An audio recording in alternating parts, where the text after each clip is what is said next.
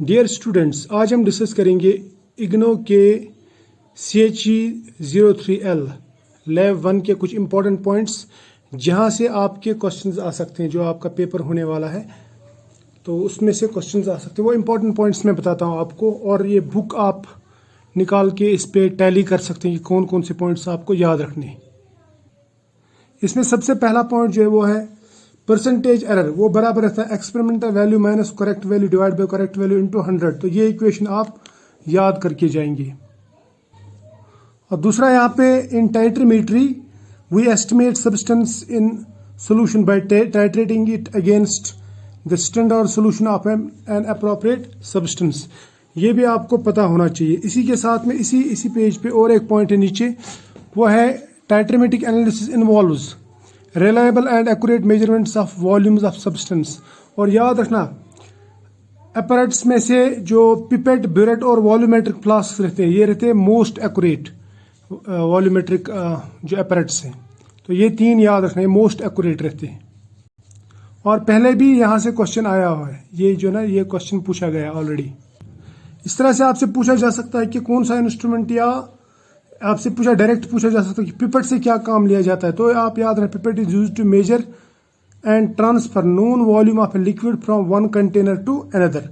और pipettes can be of different capacities like 1, 2, 5, 10, 20, 25 और 50 ml या क्यूबिक सेंटीमीटर। ये भी बात याद रखना।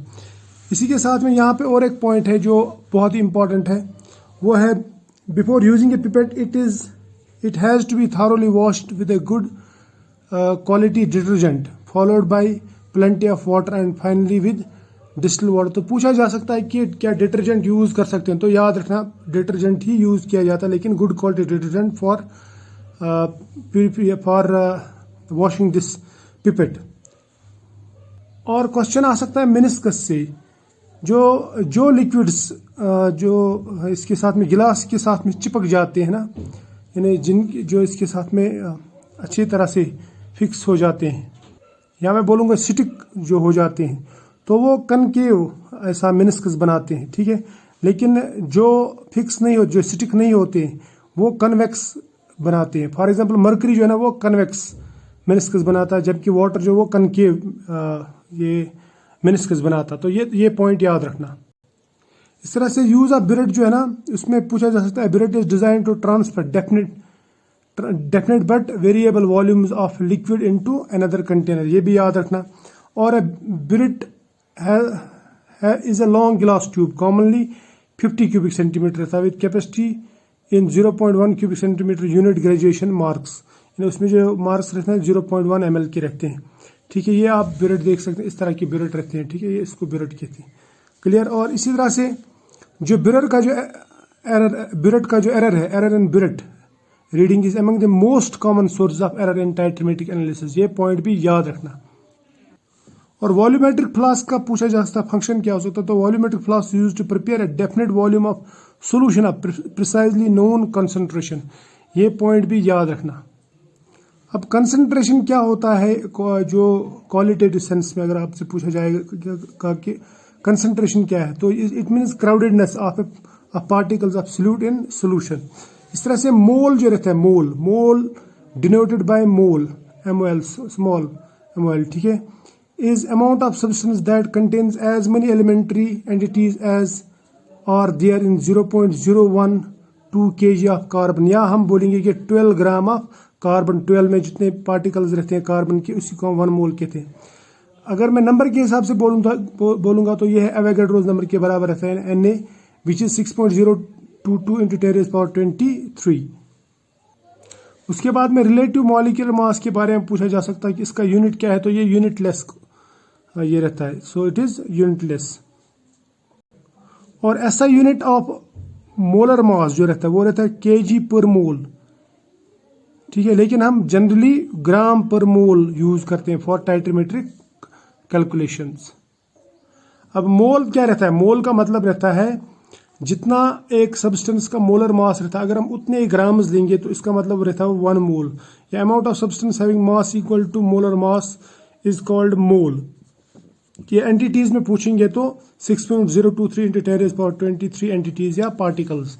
इस तरह से मोलरिटी जो रहता है, मोलरिटी इसका सिंबल जो रहता है वो कैपिटल एम रहता है, which is defined as the number of moles पर प्रेजेंट इन 1 डेसीमीटर क्यूब, यानी 1 लीटर ऑफ सोल्यूशन।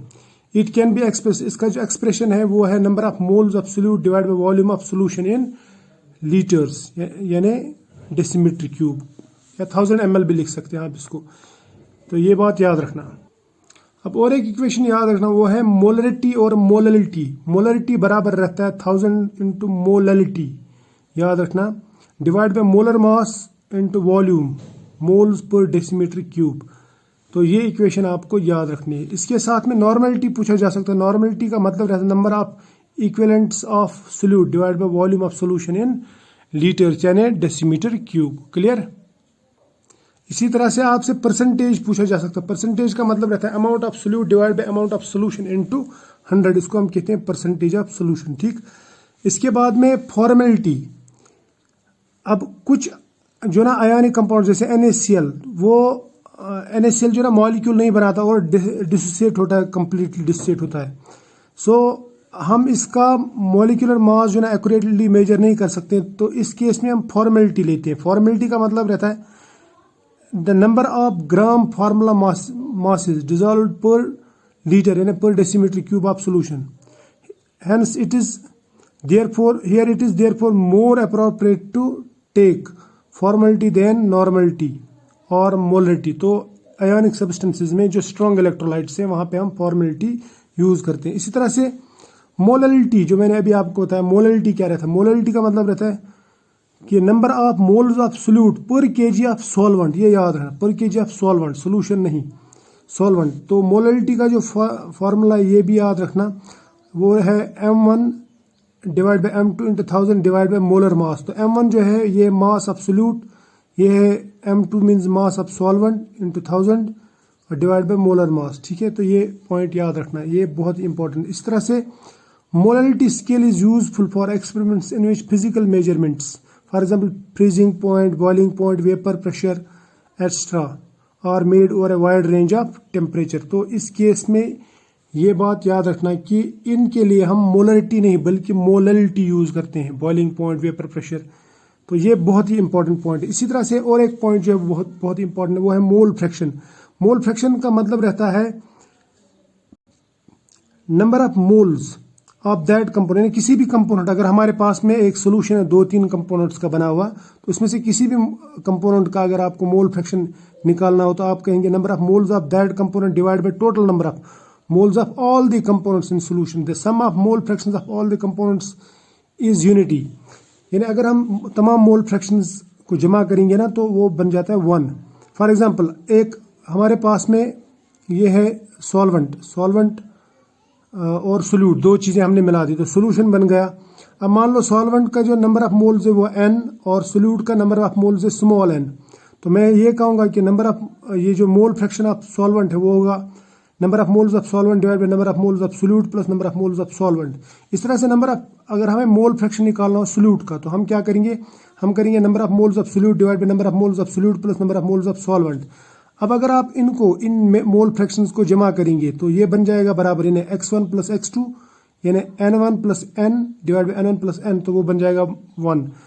आपके सोल्यूशन में अगर सपोज 10 कंपोनेंट्स है तो उनके मोल फ्रैक्शंस अगर आप 1 to 10 जमा करेंगे ना, x1 to x10, ये काई एक्चुअली दिखाते हैं काई से, तो ये अगर जमा करेंगे तो वो 1 के बराबर हो जाता है मोल फ्रैक्शन। ठीक है, यानी sum of mole fractions of all the components of a solution is equal to 1। तो ये पॉइंट याद रख लेना।